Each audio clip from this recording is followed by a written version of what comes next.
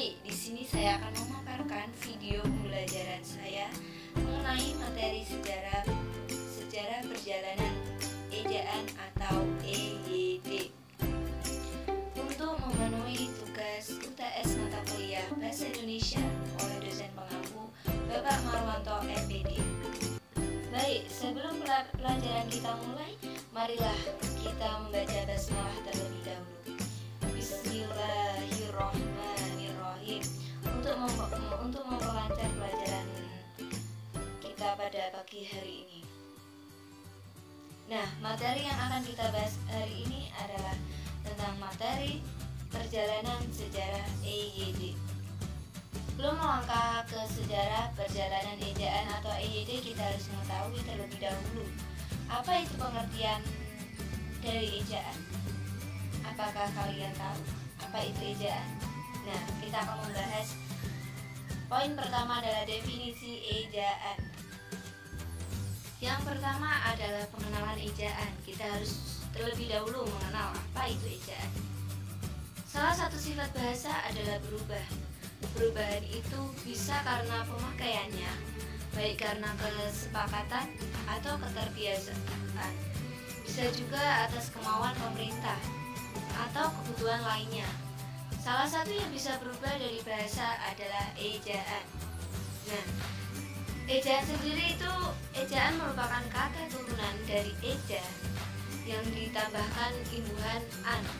Kalau kita cek di Thesaurus Bahasa Indonesia bikinan Eko Indarmoko, ejaan juga berarti pelafalan, pelabazan, pengucapan, penyuaraan, atau penyebutan suatu huruf atau kata. Nah, pada intinya pengertian ejaan adalah kaidah-kaidah cara menggambarkan bunyi-bunyi baik kata, frasa, kalimat, dan lainnya ke dalam bentuk tulisan atau huruf-huruf serta aturan mengenai tanda baca.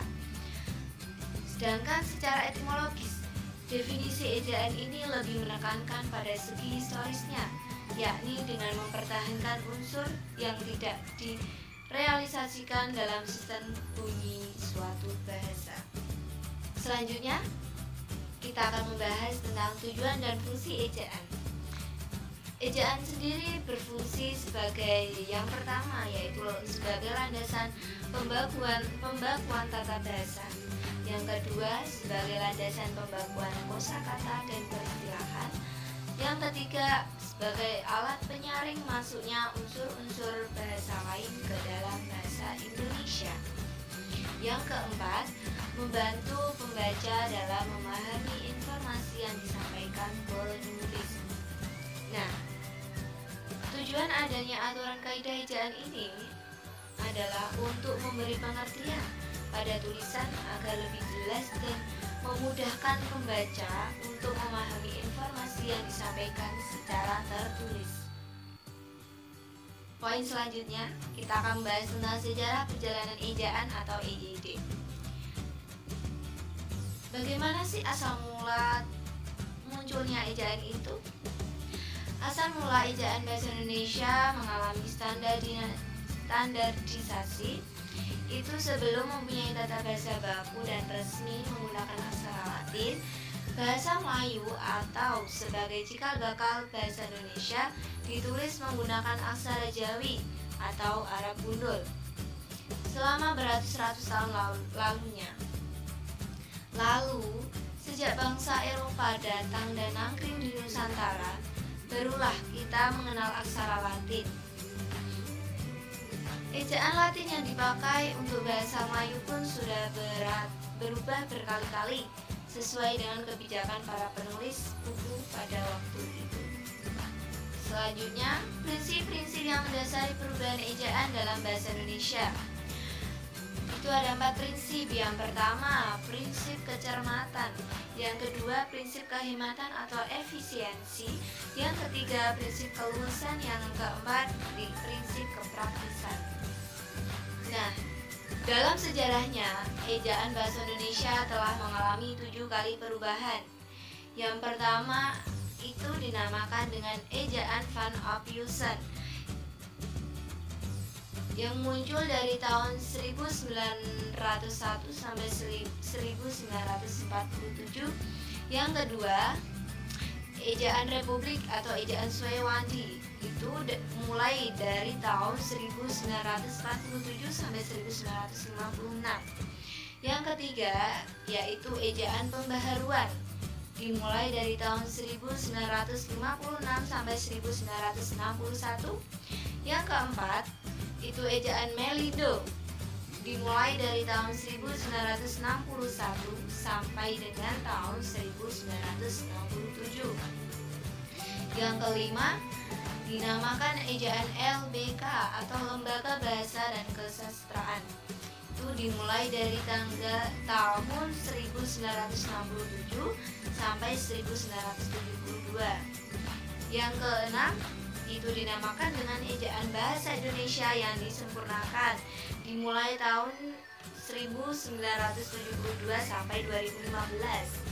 Yang terakhir atau yang ketujuh, itu dinamakan dengan ejaan Bahasa Indonesia atau EBI, dimulai dari tahun 2015 sampai sekarang.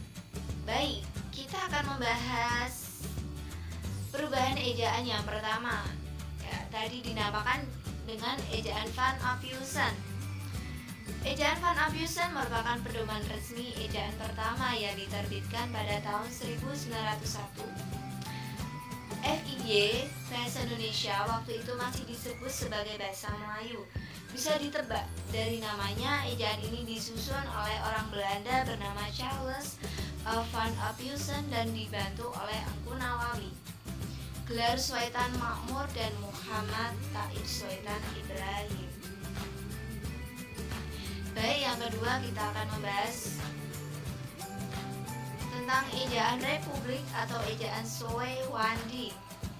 Ejaan ini menggantikan ejaan Van Ophusen setelah diresmikan pada tanggal 19 Maret 1947. Kenapa sih disebut dengan ejaan Swayawandi? Apa kalian tahu? Ya, benar sekali. Disebut dengan ejaan Swayawandi karena penyusunnya adalah Mr. Raden Swayawandi yang waktu itu menjabat sebagai Menteri Pendidikan, Pengajaran, dan Kebudayaan. Oh iya, ejaan ini dikenal juga sebagai ejaan Republik. Jadi selain kita biasa menyebut ejaan Swayawandi, bisa juga disebut dengan ejaan Republik. Pembaharuan dari ejaan Swayawandi ini terletak dalam penggunaan diftong atau gabungan dua huruf vokal OE, O, dan OE yang diganti menjadi huruf U dan dihapuskannya tanda apostrof. Nah, tanda apostrof ini diganti menjadi huruf K atau tidak dituliskan sama sekali. Baik, kita akan membahas yang ketiga, yaitu tentang ejaan pembaharuan. Melalui Kongres Bahasa Indonesia II di Medan pada tahun 1954, Profesor Muhammad Yamin menyarankan penyempurnaan ejaan Swayawandi. Pembaharuan itu meliputi membuat standar satu fonem, satu huruf, dan diftonai. Au dan oi dieja menjadi ai, au, dan oi. Tanda hubung juga tidak digunakan dalam kata berulang yang memiliki makna tunggal. Misalnya, kupu-kupu, alun-alun. Itu tanda hubung tidak digunakan dalam kata berulang. Ini di dalam ejaan pembaharuan. Nah, ejaan pembaharuan ini berlaku sejak tahun 1956 sampai 1961. Sayangnya, ejaan ini tidak diresmikan dalam undang-undang. Nah, yang keempat, kita akan membahas tentang ejaan Melindo. Penyusunan ejaan ini disusun pada tahun 1959 atas kerjasama Indonesia dan Persekutuan Tanah Melayu. Ejaan Melindo tidak jauh berbeda dengan ejaan pembaharuan karena ejaan itu sama-sama berusaha untuk menyederhanakan ejaan dengan menggunakan sistem doneris. Hal yang berbeda dalam ejaan Melindo ialah gabungan konsonan TJ seperti pada kata tinta. Tinta diganti dengan C menjadi cinta. Hal yang sama terjadi pada konsonan NC, seperti pada kata Yonja diganti dengan huruf NC yang sama sekali masih baru. Sistem ini tidak pernah diterapkan. Nah, jadi ejaan Melindo ini tidak pernah diterapkan ya. Cuman ada rencana pembaruan, tapi sistem ini tidak pernah diterapkan. Yang kelima, kita akan membahas tentang ejaan LBK atau Lembaga Bahasa dan Kesusastraan. Panitia penyusun ejaan ini juga campuran dari orang Indonesia dan Malaysia yang dibentuk pada tahun 1967. Isinya pun tidak jauh berbeda dengan EYD. Huruf vokal dalam ejaan ini terdiri dari 6 huruf, yaitu I, U, E, O, dan A. Bedakan antara E dan E.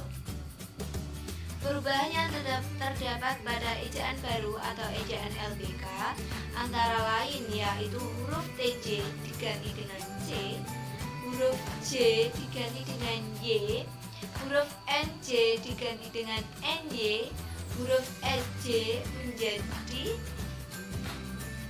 SY, dan huruf CH diganti dengan KH. Huruf asing pun huruf asing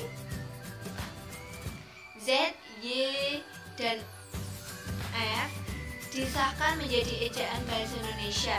Hal ini disebabkan pemakaiannya sangat produktif. Ejaan ini digunakan hingga tahun 1972. Jadi di dalam ejaan LBK ini huruf asing Z, Y, dan F itu disahkan menjadi ejaan bahasa Indonesia. Adalah yang keenam, ejaan bahasa Indonesia yang disempurnakan. Kalian pasti sudah mengenal dengan yang namanya EYD. Ya, sering kita dengar EYD. EYD sendiri berlaku sejak tahun 1972 sampai 2015. Pasti kalian sebagian sudah mengenal ya, apa itu sih EYD?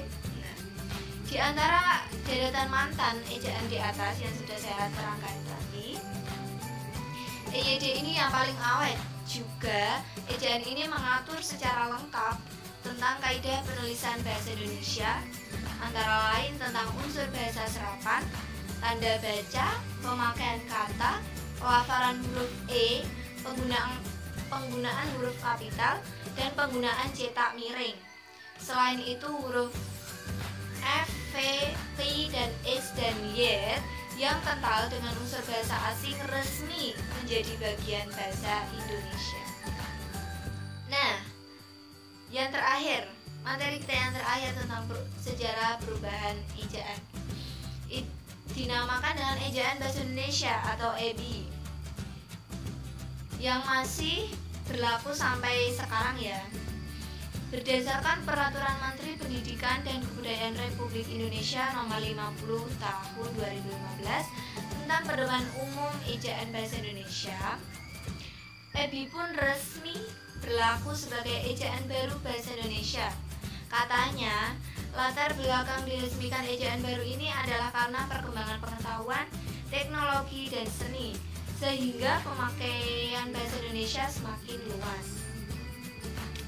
Ejaan ini menyempurnakan EYD. Jadi EBI itu adanya ejaan EBI itu untuk menyempurnakan ejaan EYD, terutama dalam hal penambahan diftong, penggunaan huruf kapital, dan cetak tebal.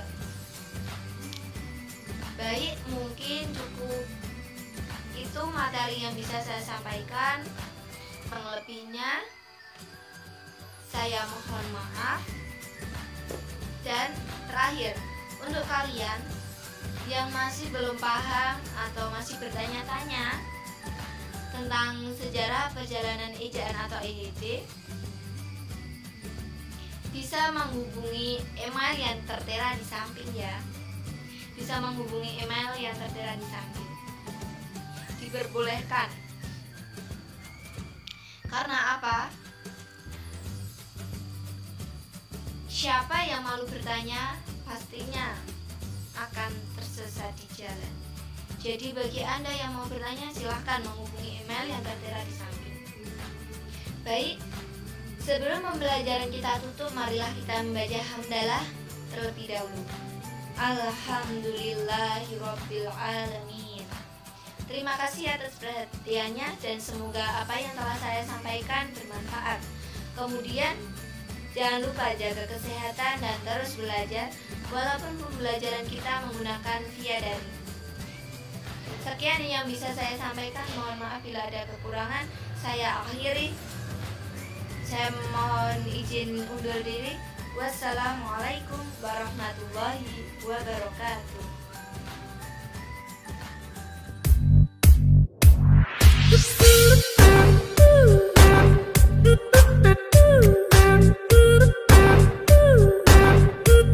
Do